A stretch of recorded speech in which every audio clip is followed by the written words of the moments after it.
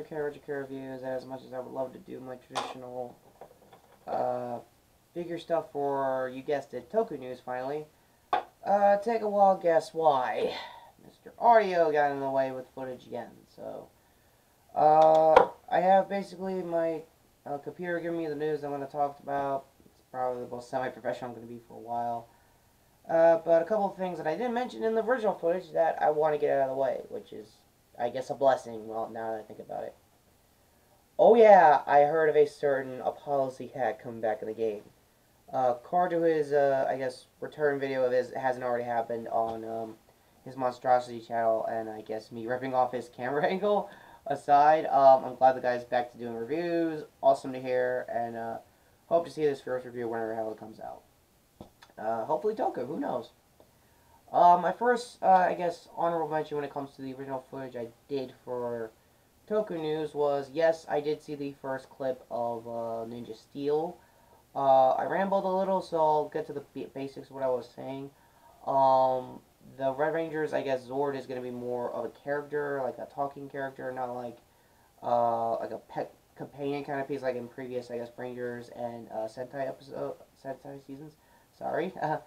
Like Rexy for Dino Charge. Yeah, I still remember that season. Very good, because that'd be pretty awkward if I mispronounced Dino Charge with a Charge Apache, sir. Yeah, not a good sign. Sorry if I'm mush-mouthing a little. It's mainly because I'm just finished being sick off screen. Just want to be clear on that. And another bit of news. I did see the VR, I guess, images when it comes to Zordon and the power chamber. I'm going to start with the power chamber first. It looks pretty good. It's very cavey, kind of like, I guess, what the trailer was representing. Cart to the trailer, because I guess it shows a little more details in the VR footage, because I don't personally own VR or any equipment for either for the channel or for my personal fun. No, honestly, it's just going to sell the movie. It'll sell the movie.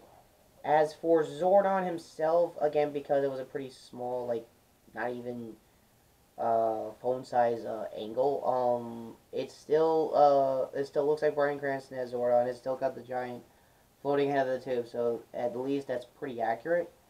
Another thing that might actually be Sentai accurate is that Rita and Zordon in this movie have history long before the Rangers came into play. Like, they were probably Rangers first, and then betrayed each other.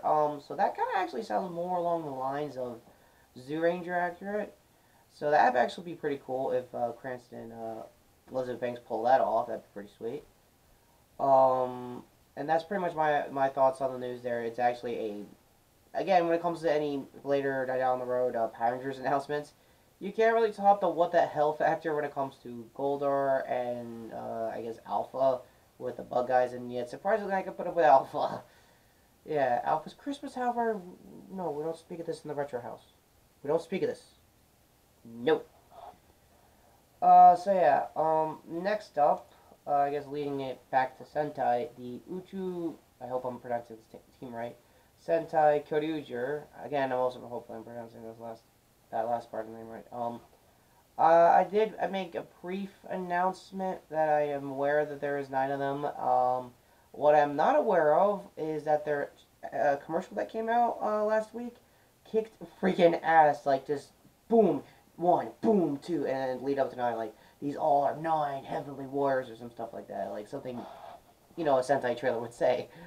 Another thing I did not see coming, surprisingly, is that Saban is actually helping out the writing process of the show, and I guess some of the Rangers they were creating for the show, I don't know exactly, but it's now, I think, the first time ever to be a joint effort with Saban and Toei to work together on just a Sentai team first, then a Power Rangers team, and here's hoping 2 things. One, if the Sentai succeeds, and since this is a joint effort with Saban, they succeed because they can have a smooth adaptation for hopefully a Power Rangers season. And that's a big if when it comes to the next couple of years. Also, that might also mean they might skip Zoologer, which, honestly, given the big cast we're seeing here when it comes to the new team, I wouldn't be surprised. However, I really did like the last couple of weeks of Zoojer. Just want to put into perspective, I saw that Christmas episode, and oh boy, Zoohuman the following week. Yeah, to make a long story short, finally, I guess to wrap up any storylines they're gonna forget, the uncle found out who all the Zoohumans are, and Yamato basically took the bulk of. I guess this week's episode is basically do a clip show of the whole thing, and I'm kind of lenient sometimes with clip shows, because in Sentai's case it helps me get up to speed with anything I might have missed. Thankfully, not much this time around, which is actually very good for Zoojer. That's going to be very helpful for the final episodes when I get around to reviewing those. And basically just reestablishing every storyline I know so far, and if there were some details I might have missed, it might have been probably when they were crossing over with Ninja, because that episode I think was taking place after the movie. Oh boy, that's gonna be fun reviewing. So yeah. In case you can't tell, this whole thing is going to be Power Rangers and Sentai related until another bit of my footage also briefly explained that I did see Kamen X-Aid episodes 12 and 13. To make a long story short, with 12, it was going to just be, to me, written off as just a Christmas episode. And then Laser died. Yeah, and my whole bit of the footage was basically going on about a breaking mood for like a mic drop moment for pretty much a filler episode, to be honest with you, when it comes to that kind of patient specific problem. And the patient was basically like, oh, my mommy always works on Christmas and I can't have her, and she's a bakery, you know. It was a bakery episode. They always do that, I think, in Japan with kids shows. And then Laser just died to, I guess, start an arc for everyone to revenge him.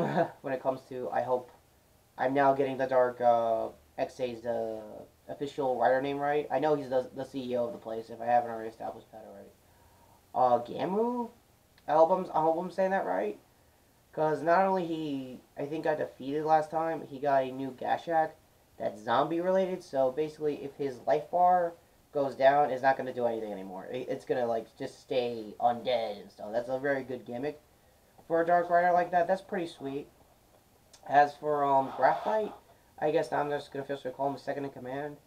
I tried, I think, figuring that kind of conclusion in my footage, so thank God I figured it out now before anything else. He basically, throughout 13, was basically influencing XA to and take a new Gashak, like it was a very dark, black-hearted Gashak, and, well, I guess, my remote represents the Gashak here.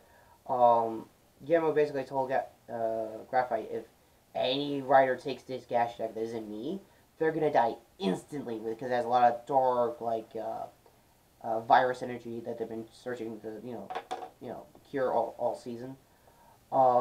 Turns out, Imu, basically, the name for X-A, forgot to mention his, I guess, real name, when I was reviewing episode 1, Kartu, by the way. He puts the Gashak in his, belt, he starts to do his henshin and everything, and you think he dies for, like, you think he's dead, he's done, and then the next episode is gonna, like, premiere a new form. He does premiere a new form. It's not complete status yet, I don't know if you noticed, but I guess my figures that I was trying to use in the footage will represent this better. It turns into two people out of nowhere, and they're like, what? And I think one half is like a shield attack, and the other half is like his regular like X8 self, but in blue, basically like Brave colors. And that's basically where the episode ends, on the cliffhanger, premiering a what the hell kind of new move, move slash form.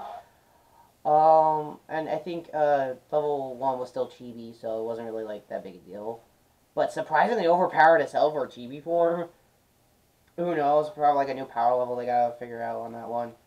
I think it's 10, hopefully. I guess snipe related.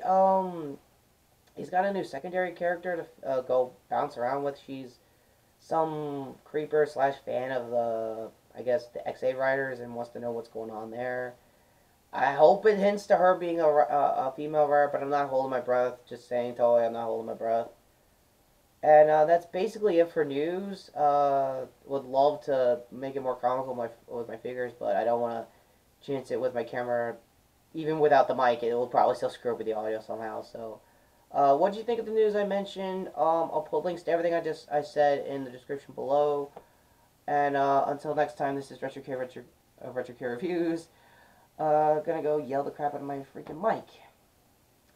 Because I had a nice, like, dark ranger kind of thing going on with my 6 Ranger figure. And give me a like if you guys want to get this review out of the way, because the whole thing was I was trying to, in storyline, I was trying to do a cosplay, I guess, shift car for it, and then it just went nowhere fast. Again, because of the audio. So, give me a like if you want the review regardless. Take care, subscribe, and I really like this remote. Because I get to do this. You stupid freaking audio! Why won't you just work? Oh, and hey guys, if this is the end card, what are you doing? I guess, follow him on his channel. Subscribe, but yeah, subscribe to my channel, and if the previous video is on your left side, what you're doing, check it out if you want. It's the top 10 of last year. Yeah, what he said. See you soon with the review. You better like the damn video. You better like it. You better like it. Oh God, Bob. What did you think of the new Sentai news and everything Retro said? Take care, bye. Oh God.